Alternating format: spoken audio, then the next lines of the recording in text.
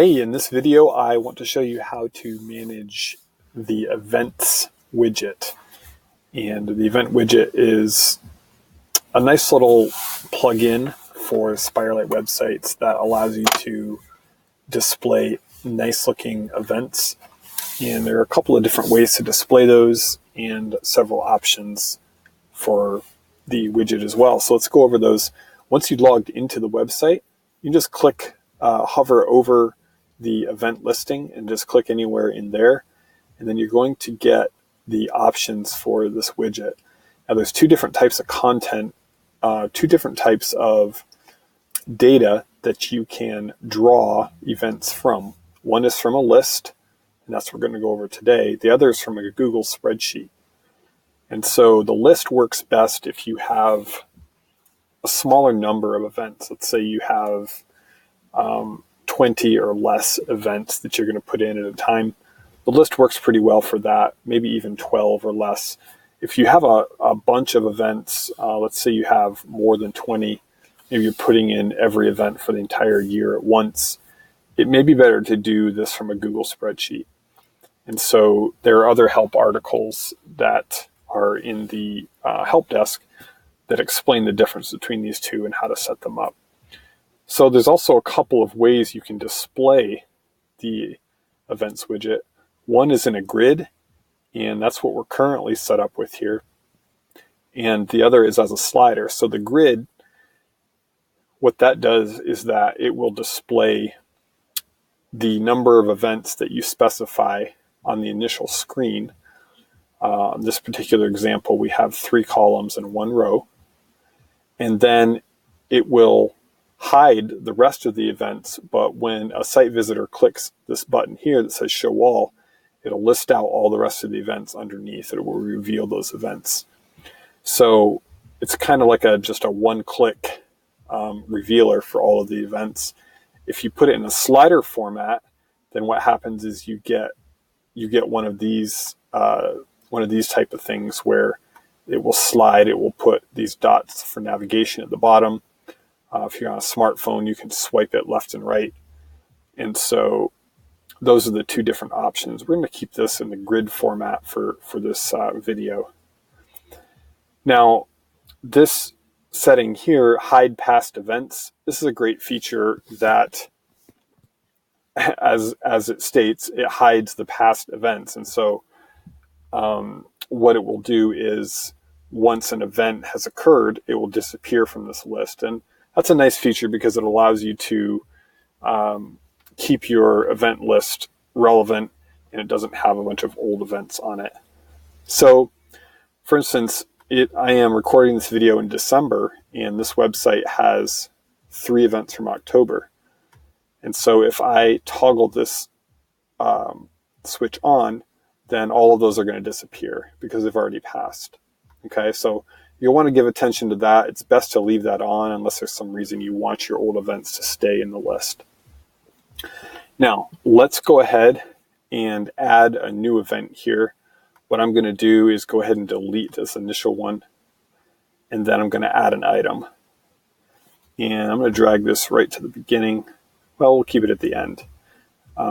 As you see, you can drag the stacking order of these events, but we'll keep it right here.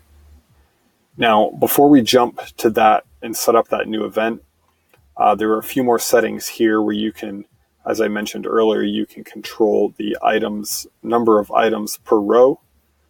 You see that I have 3 here. We could set this to 4, and it would set 4 columns.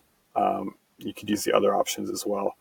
Items per row on mobile, it's best to use just 1, keep that at 1. Number of items to show, you can set that number as well. And you can set it to show all the items or just a certain number of items. We have this set to 3, and then it shows the button here that you can click to reveal the rest of them.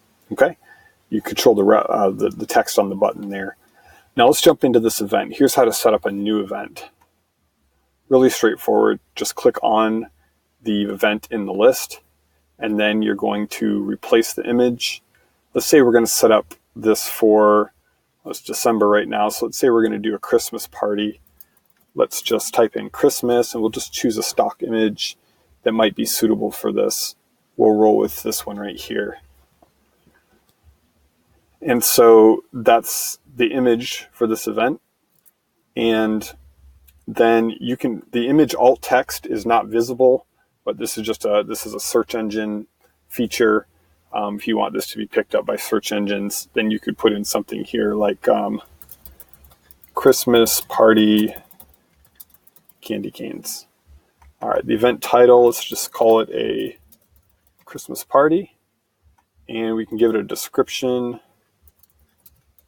Join us for a great Christmas holiday celebration.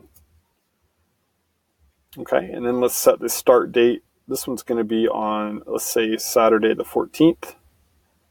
And it's also going to end, this event is just one day, it's one set time. It doesn't span multiple days. However, when you're setting up these events, you want to make sure that even if it's just a one-day event, that you set the start date and the end date. If you don't do that, then it messes with the widget. It doesn't display properly. So be sure to take note of that. So I'm going to set my end date also on the 14th. Okay, the event location. Now, these items, none of these items are required except for the start and end date. All of these fields here they're optional. Okay, you can put them in or choose not to. But just for sake of putting them in, we're going to put in here, this is going to be, the location is at Faith Church. The time of this event, it doesn't have to be a start time and an end time. It can just be, you can set it to 6 p.m. and just go with that, or you can set 6 p.m. to 8 p.m. Either one works. The event number is really, we're not really using that in this application, and so it's really not relevant. You can skip by that. The event link text. Now, if you want to link to some other page on the event, let's say there's a registration page, something like that, you can paste that in here. For example, here we're going to actually text in. I apologize. We're gonna put the link text. We're gonna put is register. Okay, and so this is what your button's gonna say, and then where that button points is going to be specified here. So we're gonna link that to a URL, and it's going to be this external form. Okay, and so that's displayed there, and that's it. You don't have to click save or anything. It updates automatically in the background. And so we see that this event has been added right here. Okay, we've got our location, our time, all that good stuff, and then our button right here. So that's how to add these. And now you'll see if I click back into this and I jump back into my settings and I go hide past events, these two should disappear. This one should remain. And it does. Okay, so that's how that one works. And hopefully that is helpful. And there may be a couple of other settings you can look at that we didn't go over here, but that'll give you the basics and allow you to manage the events in an efficient way. So hopefully this was helpful. Hope you have a great day.